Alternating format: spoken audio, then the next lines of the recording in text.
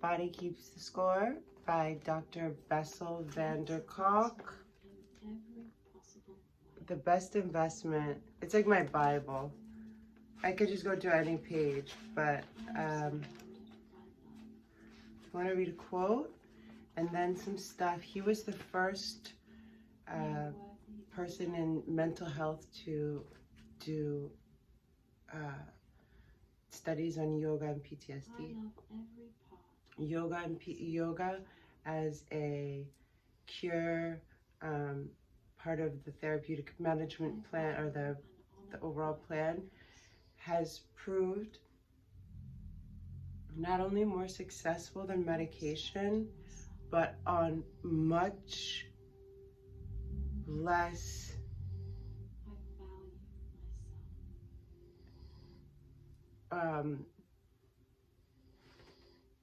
the word I'm looking for, the populations that he works with are not populations that would even make it into a scientific study. Crackheads on the street, prostitutes with no home, that are crackheads, whatever, alcoholics, people that would never, populations that are so, by, you know, the doctors that study all the rats. That's another thing about all this medication. They're not using it on populations that are the big problem in our society, right? But he did the first study. Okay, so the yoga proved to be, and still is, the most successful treatment, or part of the treatment plan for post-traumatic stress, trauma, etc. Than medication, and on vastly what some would call beyond help demographics. So funny, I always have some kind of light. I like it. Okay, so the quote to begin chapter 16, learning to inhabit your body, yoga. Where's my Coca-Cola at? Looks like I have my things up, but it's nothing. As we begin to re-experience a visceral reconnection with the needs of our bodies, there is a brand new capacity to warmly love the self.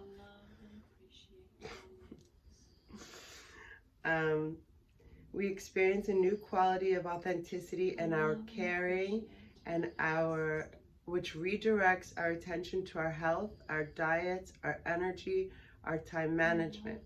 This enhanced care for the self arises spontaneously and naturally, not as a response to a should. We are able to experience an immediate and intrinsic pleasure in self-care. So that was just the quote to start the chapter, kind of like the shift that happens when your body and your amygdala and your hypothalamus and your limbic system, your subconscious brain actually believes you're safe, which can take time. So then, the legacy of inescapable shock. Because we can now identify that the brain circuits involved in the alarm system, we know more or less what keeps happening. Hold on, I'm going to start a different part because he's using an example from a story I didn't read. As we've seen broken alarm systems, the alarm system of the brain he's referencing,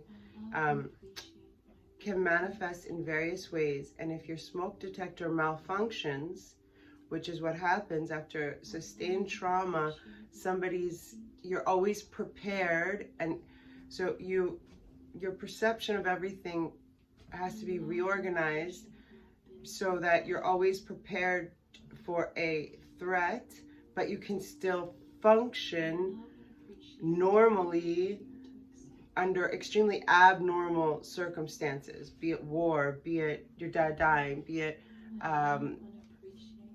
whatever your situation is, being put in a rehab thinking it's a programming center. The smoke detector is the amygdala.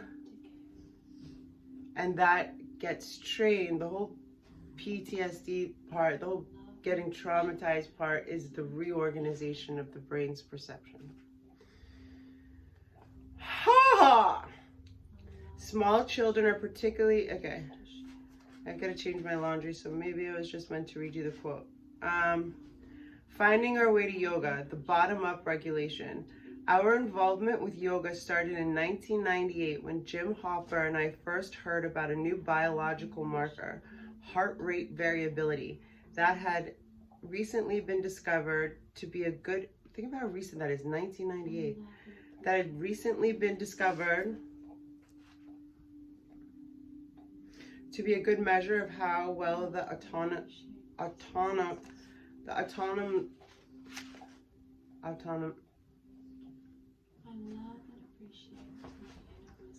I always say this wrong, autonomic nervous system is working.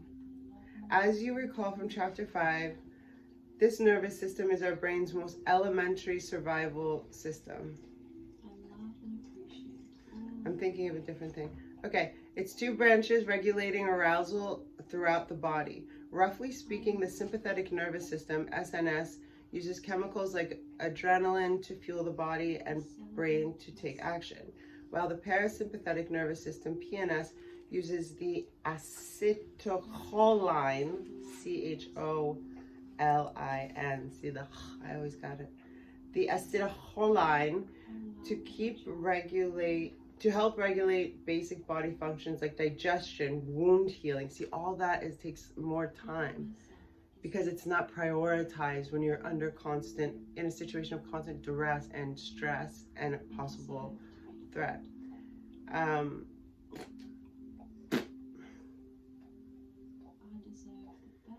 Parasympathetic nervous system, the acetylcholine to help regulate basic body functions like digestion, wound healing, and sleep and dream cycles.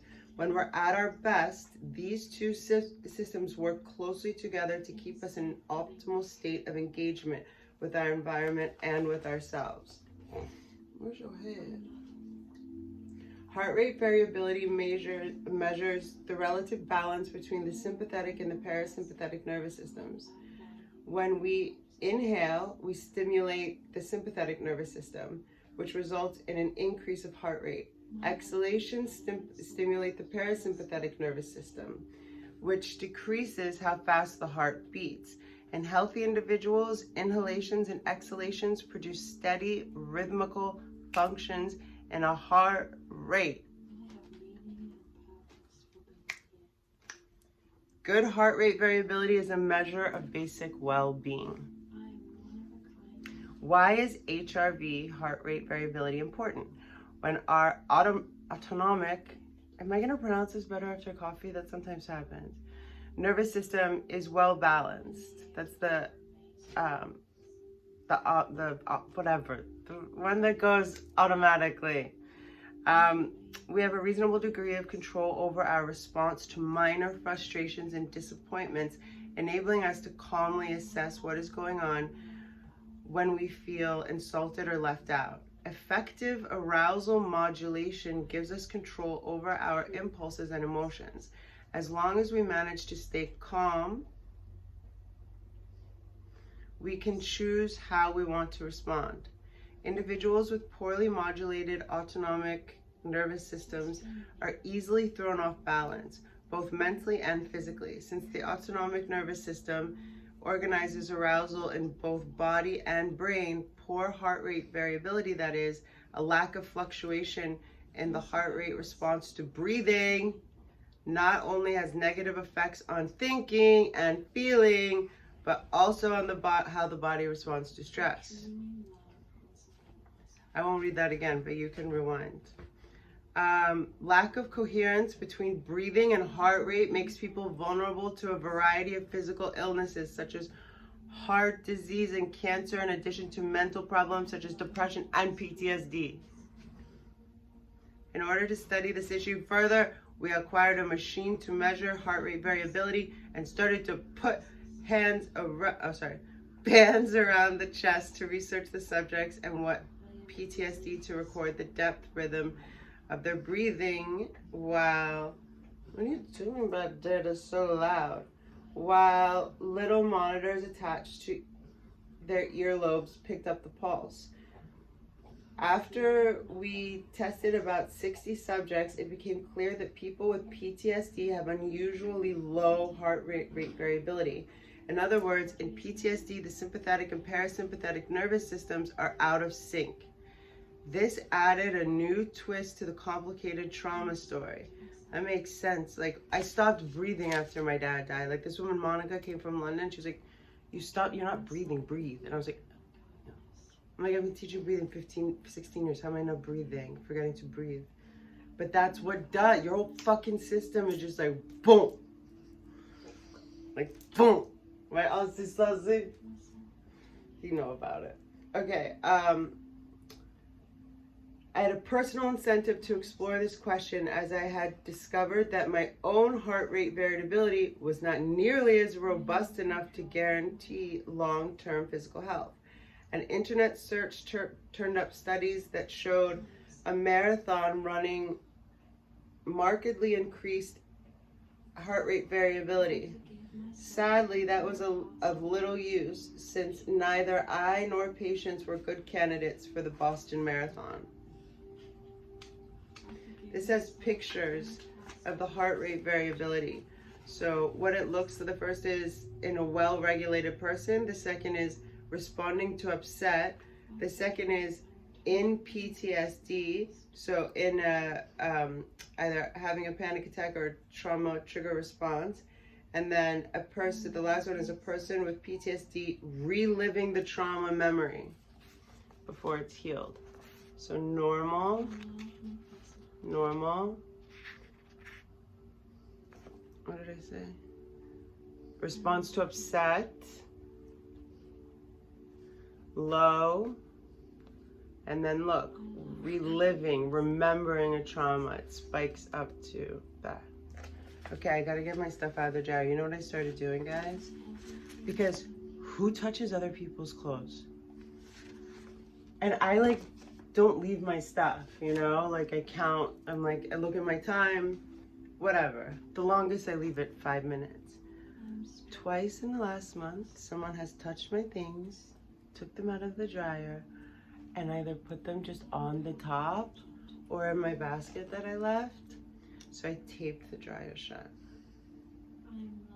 I almost put a little thing that said, this is finger tape paste. Don't fucking open the door. Fingers crossed.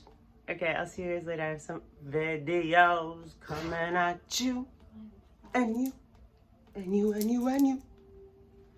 Goodbye. Oh, it's see. Bye.